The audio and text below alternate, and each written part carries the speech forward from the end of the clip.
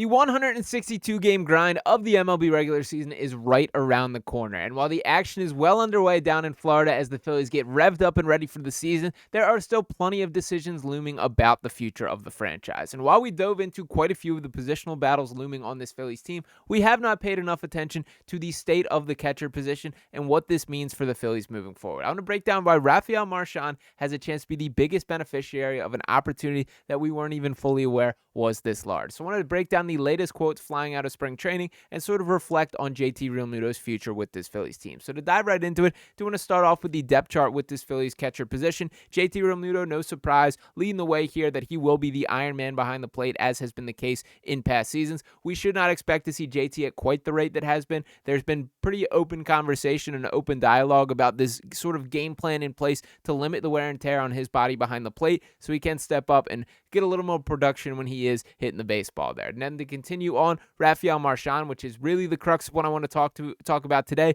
We'll circle back to that a little bit. And then Garrett Stubbs, of course, the Chiefs vibes officer himself, has been the backup catcher for this Phillies team for the past 3 years. A lot of love in that locker room. I do think he's very clearly one of the more liked guys on the team, and certainly a little bit of fan connection there as well. So nothing but love to Garrett Stubbs.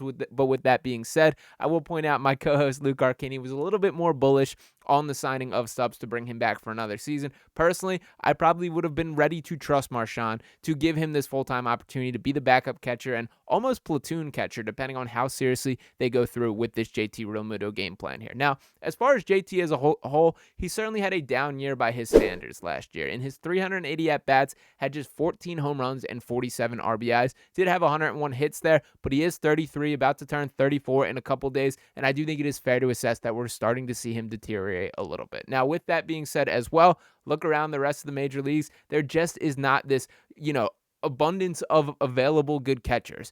Even at his diminished state at this point in his career, JT Realmuto, by my money's worth, is still in the mix for one of the better catchers in Major League Baseball, and that's what makes this a little bit difficult to navigate. This is the final year of his contract, and he is looking for an extension moving forward. JT showing no signs of wanting to hang it up, but it is clear the version of him that was there last year was not this best catcher in baseball, the way we had him labeled for several years prior. Now, to bring in this full conversation, what really sparked me to recording this video was this article written by Corey Seidman of NBC Sports here, which was titled, Marchan Healthy and Trying to Seize the Best Opportunity of His Career. So that, of course, referencing Rafael Marchan, who we did see get a chance with this Phillies team for kind of an extended period last year.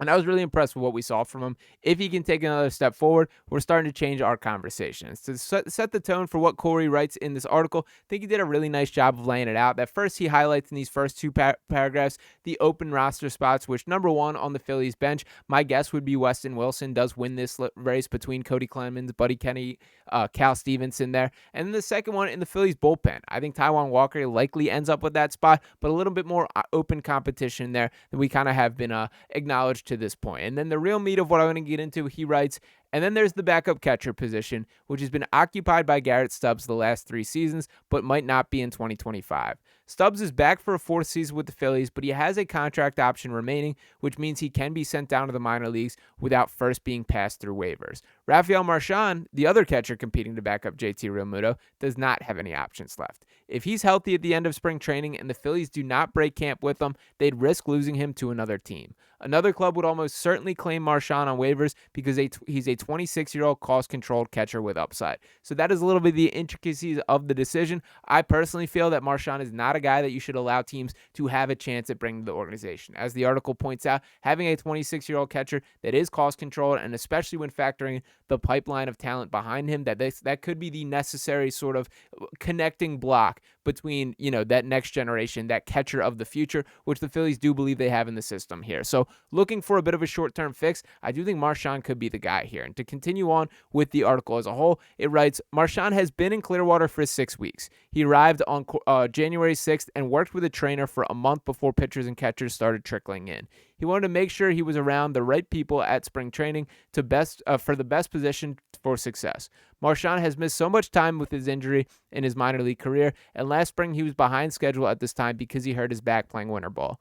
Quote, my body's in good shape. I tried in the offseason to fix everything, working out really well. Just tried to maintain my body. I go through the season, my shoulders and my back. I had a problem with my back last year. I tried to be on top of that, and right now I'm in a good position. Marchan hasn't hit a ton in the minors, but he always has been heralded for his defensive ability. Surprisingly, when given the opportunity to play in the majors, he's more than held his own at the plate. More exposure and a larger sample size figure to affect the numbers, but through 121 plate appearances across 3 big league seasons, Marchan has hit .279, .333, and .477 with 5 homers, a triple, and 5 doubles. Offense from the backup catcher position will be more important to the Phillies than it was from 2022 to 2024 because they intend to reduce Realmuto's workload. Stubbs, the backup during that time, started 32, 32, and 47 games. If the idea is to limit Realmuto to 110 to 115 starts rather than the 133 he started in 22 and 23 before suffering a meniscus injury in 24, that's about 70 more plate appearances for the backup catcher than Stubbs' average of 111 as a Philly. It stands to reason that Stubbs, too, will perform better with more playing time. It's hard to maintain your timing at the plate with 3 at-bats a week. Now, to add to this a little bit, while I appreciate a little bit of love in Garrett Stubbs' direction here, I think we can kind of assess that he is who he is as a hitter at this point, and my expectations simply are not that high if he gets more attempts at the plate. I don't think we're going to see this massive turnaround in plate approach or production from Garrett Stubbs, and I'm okay with that. That for Stubbs, for what it's worth, and while I came off a little critical at the start of this video, he's still a guy who's a legitimate major league catcher. I understand that he is here for the vibes, that he is here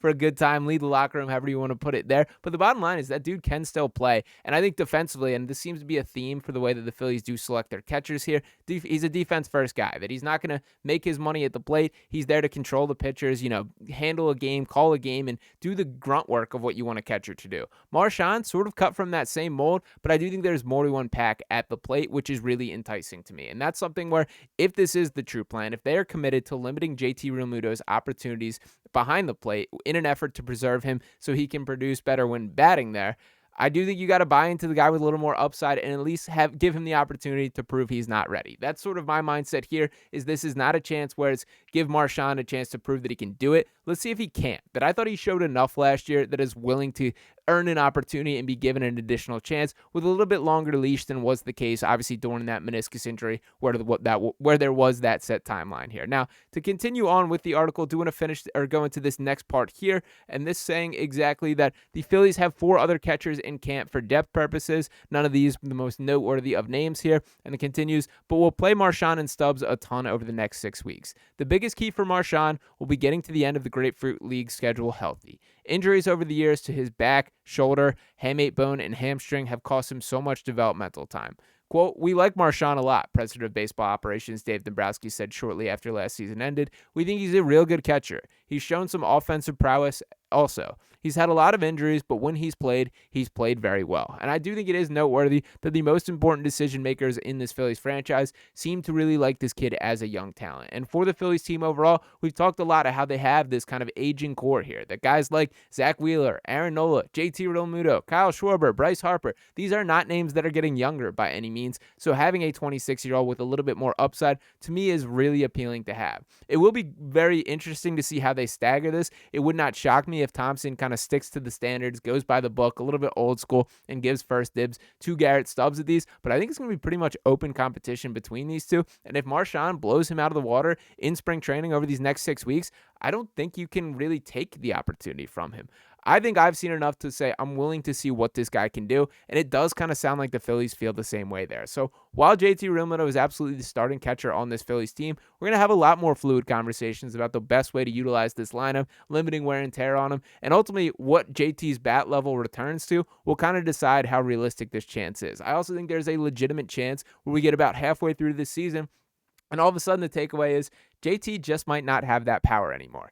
I hope that is not the world we're living in, but that is a possibility we should be prepared for. But if that is the case there, then I don't see the appeal of limiting this wear and tear. Let the guy play. Let him control the pitchers and call a game the way that he is so excellent at, and then you got to find a way to generate offense in other directions. But for the time being, it does feel that there's a legitimate catcher competition going down in spring training there. So to Garrett Stubbs, wishing him the best. To Rafael Marchan, this is your moment to make the most of it, and this is something that I'm going to have my eyes locked on a little bit closer moving forward. So shout shout out to Marchan for making the Phillies make a decision there. That would not be the case if he did not perform the way he did on the field when he did get his opportunity last year. Shout out to Garrett Stubbs for still sticking around, the Chiefs vibes officer himself. He's going nowhere. Even if it's not in the active lineup, we're going to feel his presence within the organization this year. But do want to hear from you guys in the comments. What is your thoughts on this sort of catcher competition as a whole? What do you see for JT Realmuto moving forward? Are you buying into this game plan that a little bit less time behind the plate could impact him positively when he is,